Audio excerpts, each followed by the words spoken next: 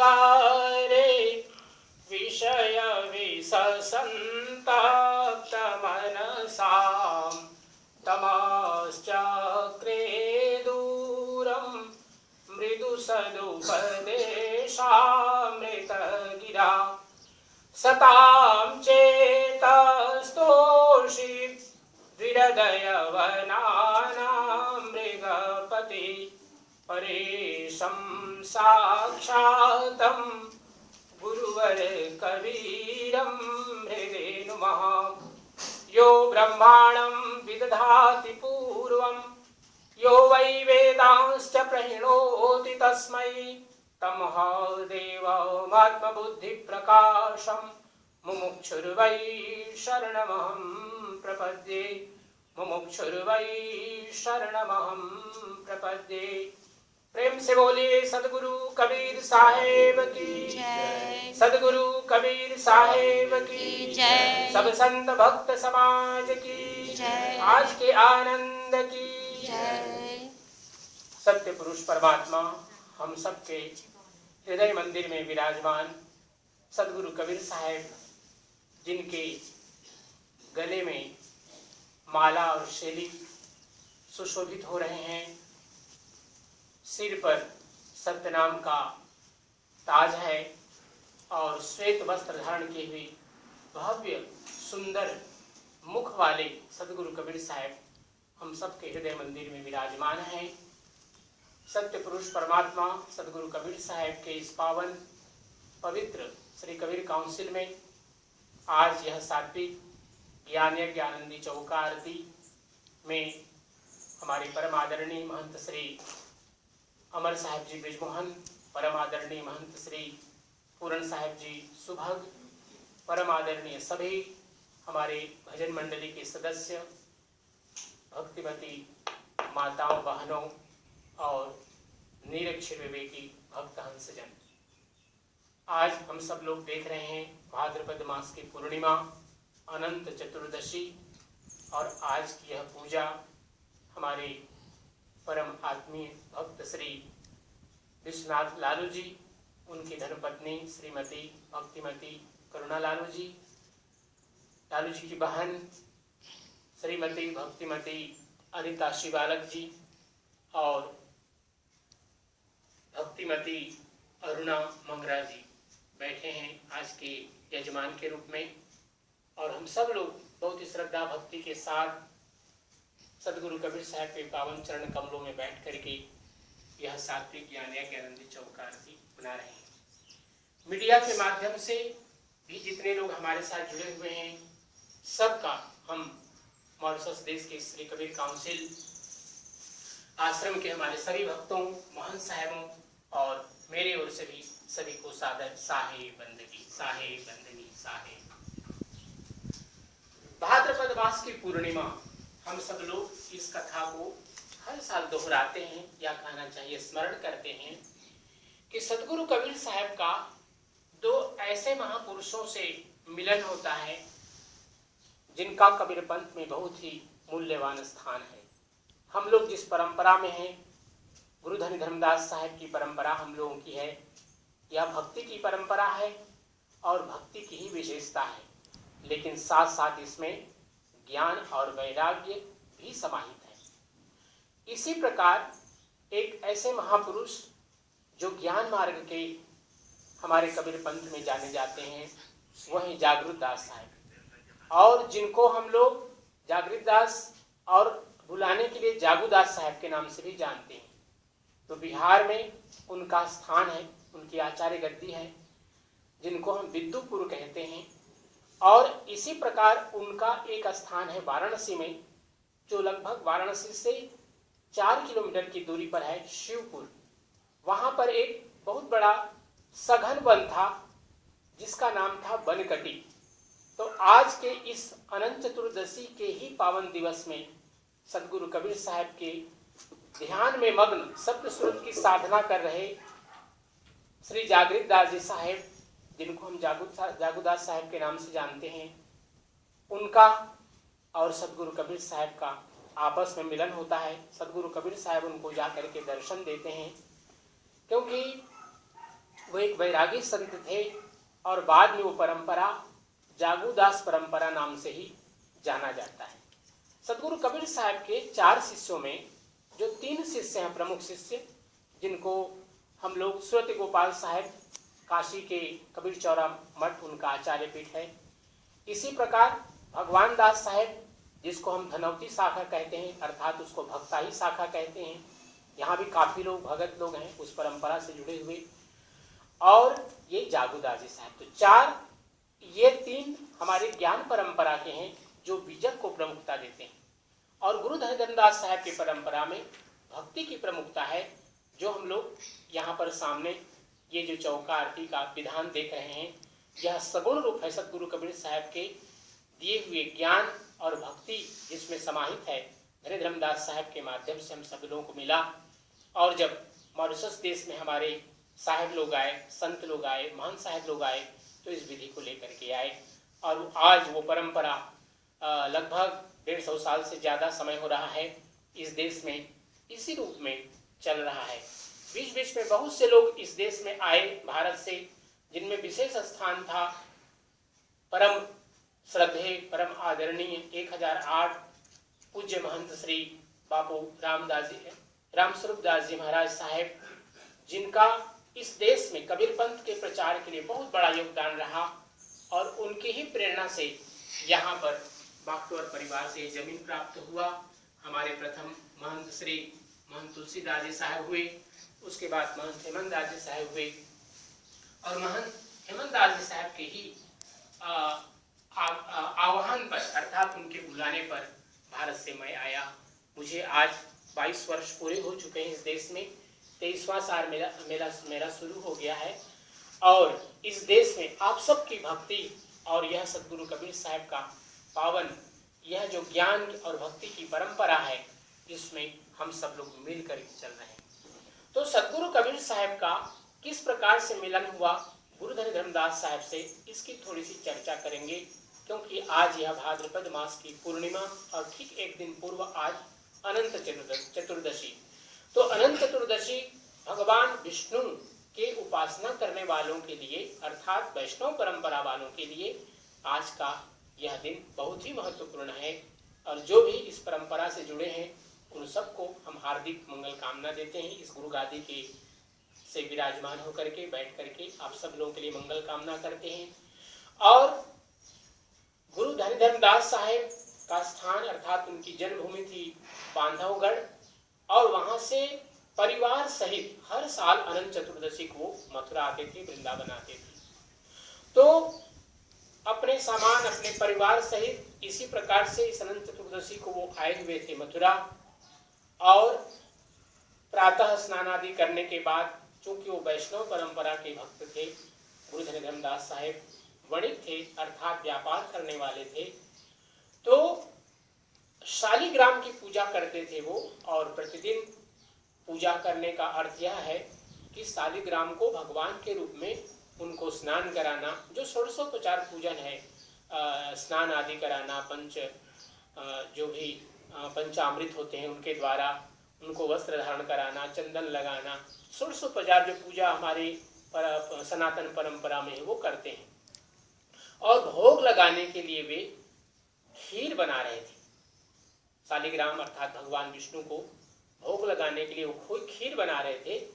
लेकिन जब देखते हैं वो कि उनके बटोही जिससे हम कहते हैं यहाँ पर मरमिट भी यहाँ पर बोला जाता है उसको, तो हो सकता है कि उनके पास में जो बर्तन था वो एक कांसे का रहा होगा, पीतल का रहा होगा, लेकिन नीचे जो आग जल रहा था, लकड़ियों के द्वारा अग्नि जलाई जा रही थी, तो उन्होंने देखा कि लकड़ियों के अंदर से चींटियां निकल रही हैं, अर्थात हो सकता है कि लकड़ियां थोड़ी गीली थी और उसके अंदर में चींटियां रह रही थी।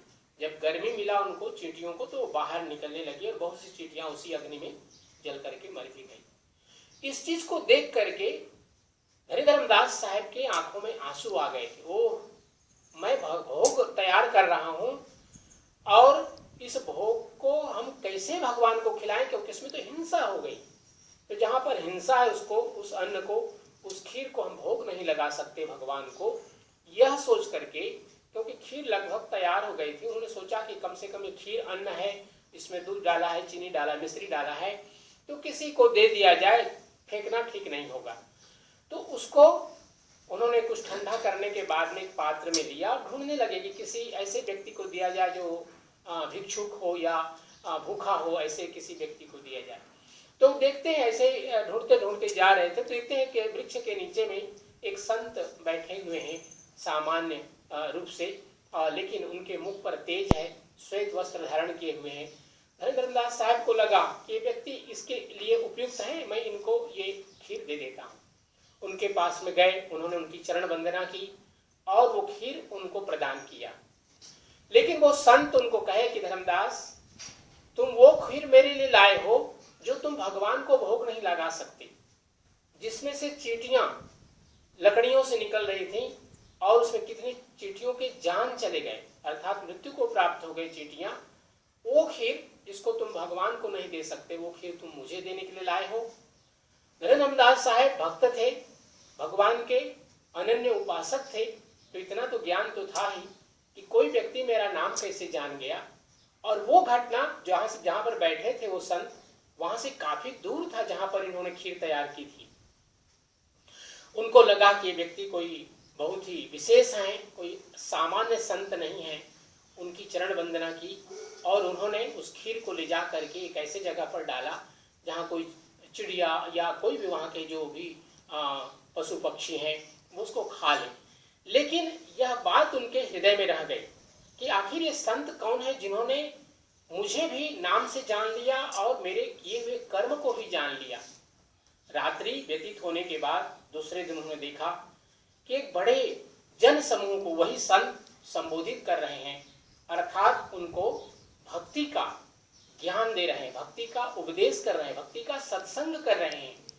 इसको देख करके किनारे धर्मदास साहब, उनकी पत्नी आमिन माता और जो उनके साथ भी जो नौकर चाकर आए थे उसमें से कुछ लोग जो उनके साथ में थे, वे सब एक किनारे में बैठ गए। जब सत्संग पूरा हो गया तो वो डरते हुए हाथ जोड़ करके उस संत के पास में आए और उन्होंने प्रार्थना की कि हे गुरुदेव, हे संत जी, आप बताएं कि आप कौन हैं, आपका परिचय क्या है। क्योंकि उस भक्ति के, उस ज्ञान के सत्संग से इतने प्रभावित हुए, यद्यपि वो गुरु दीक्षा पहले से वैष्णव परंपरा में लिए हुए थे धर्मदास साहब, लेकिन इनकी वाणियों में जो एक ओजस्विता थी, एक उसमें तेज था, एक प्रभाव था भाषा के प्रवाह में, वह उनको बहुत ही अंदर तक समा गया और इसके कारण से वे निकट आए। संत जी मुस्कुराए और उन्होंने कहा कि मैं क्या हूं ये तुम अभी नहीं, भविष्य में तुम्हें अवश्य ज्ञात हो जाएगा। तो धर्मदास साहब उनसे प्रार्थना करते हैं कि हे संत जी, मैं रहने वाला हूं बांधवगढ़ का। उत्तर प्रदेश में ही दोनों आते हैं, बांधवगढ़ भी और ये मथुरा भी। तो उन्होंने कहा कि हमारा बांधवगढ़ में निवास है, वहाँ का मैं नगर सेठ हूँ और मैं भी इस भगवान विष्णु का उपासक हूँ, मैंने भी गुरु दीक्षा लिया है, कृपा करके आप हमारे यहाँ भी दर्शन देने की कृपा करें।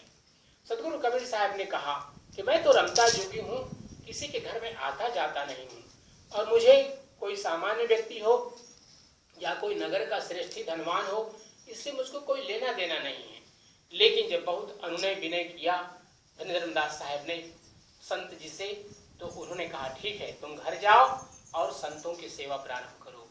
धर्मदास साहब सदगुरु कबीर साहब से पूछते हैं कि हे सदगुरुदेव, आपका निवास कहाँ होता है। तो धर्मदास साहब को सदगुरु कबीर साहब बहुत सुंदर बात कहते हैं कि धर्मदास साधु मम नामा, संतन माही करो रामा, अंते खोजो पई हो नाही, जब पई हो तब संतन माही। प्रेम से बोलिए सदगुरु कबीर साहेब की जय। सदगुरु कबीर साहब ने कहा कि मैं संतों के साथ बराबर विचरण करता हूँ, जहाँ संत होते हैं वहाँ मैं होता हूँ, इसलिए अगर तुम मुझे चाहते हो तो संतों की सेवा आरंभ करो।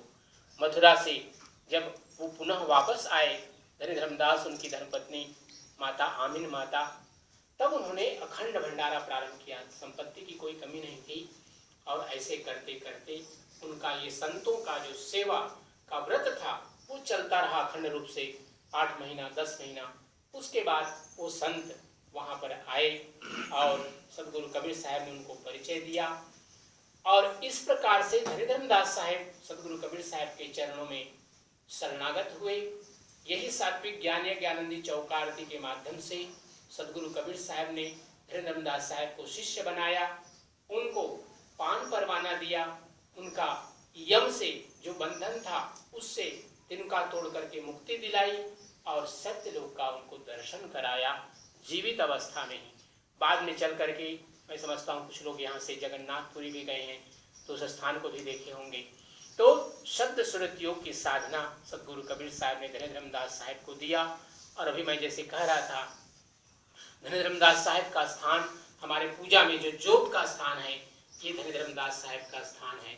तो उन्होंने जब धनीधर्मदास साहब का चलावा हो गया तो उसके बाद उनके पुत्र थे, उनके बड़े पुत्र और थे नारायण दास जी, वो सदगुरु कबीर साहब की शरणागति में नहीं आते हैं, लेकिन इस पान परवाना को उन्होंने आमीन माता को दिया। उसके माध्यम से जो पुत्र पैदा हुआ चूड़ामणि, उसका ही नाम मुक्तामणि नाम हुआ। और सदगुरु कबीर साहब ने इस पंथ की रक्षा करने के लिए, ऐसा नहीं कि वो कबीर साहब के समकक्ष हो गए हैं, पंथ की रक्षा करने के लिए और पंथ को आगे बढ़ाने के लिए और नई नई संस्थाएं खोलने के लिए, संतों के संरक्षण के लिए और मानवता के जो मूलभूत सिद्धांत हैं उनके प्रचार करने के लिए ये सत्यनाम की ध्वजा उन्होंने मुक्तामणि नाम साहब को दिया और वो परंपरा चलती रही। और उसके बाद ये जो विंदवंश अर्थात पारिवारिक जो हमारी हजूर परंपरा है वो, और उसके बाद फिर जो हमारे संत परंपरा जिसमें विंदमणि नाम साहब हुए, उसके बाद पंथरी हजूर प्रकाशमणि नाम साहब हुए, फिर उसके बाद उदित मणि नाम साहब जी हुए, उसके बाद मुकुंदमणि नाम साहब जी हुए और आप सब लोगों ने दर्शन किया 2 बार जिनका अर्ध नाम साहब जी, ये हमारे वर्तमान में हजूर साहब है, ये परंपरा चल रही है। तो आज का यह पावन दिवस इन्हीं 2 महापुरुषों के मिलन का दिवस है। और भारत में खासकर मैं काशी में, आप सब लोग जानते हैं मैं वहीं से आया हूँ, 26 साल मेरा समय वहाँ पर बीता मेरा। तो हम लोग प्रतिवर्ष जाते थे ये जागू साहब के स्थान जहाँ पर शिवपुर मैंने कहा, और उसके साथ साथ धनीधर्मदास साहब की परंपरा तो ही है। तो एक स्थान है बिहार में जिसका नाम है राजगीर। जरासंध का नाम सुना होगा आप लोगों ने, अगर महाभारत आप लोगों ने सीरियल देखा होगा या पढ़े होंगे तो, या कहीं कथा में सुने होंगे। तो वो जरासंध की राजधानी राजगीर, तो वहां पर हम लोगों का कबीर साहब का स्थान है।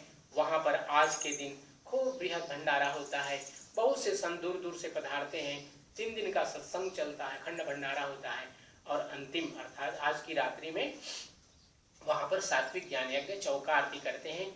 वो हमारे परम प्रिय हैं, वो महंत साहब हमसे उम्र में बड़े हैं लेकिन साधु परंपरा में वो बहुत बाद में आए। उनका नाम है महंत श्री उत्तम दास जी साहब, इस समय वहाँ के महंत साहब हैं। तो ये परंपरा हमारे आज के लिए जो विशेष बताई गई बात कि आज के अनंत चतुर्दशी को इन महापुरुषों का सदगुरु कबीर साहब से मिलन हुआ। हम सब लोग भी जब गुरु दीक्षा लेते हैं तो देखते हैं ना, हम लोगों के लिए भी तिनका तोड़ा जाता है, पान परवाना मिलता है, इनका बड़ा ही महत्व है।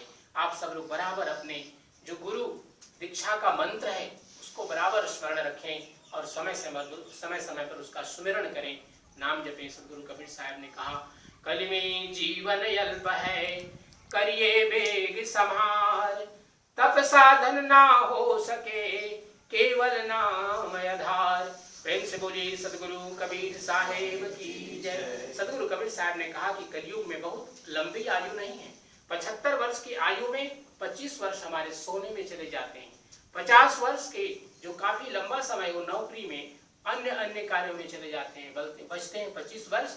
और 25 वर्षों में भी कभी हम बीमार पड़ गए, कभी कोई और समस्या आ गई परिवार में इधर उधर, तो काफी समय चला जाता है। इसलिए साहब ने कहा, सोहम पोया पवन में बांधो सुरत सुमेर, बराबर स्मरण करें।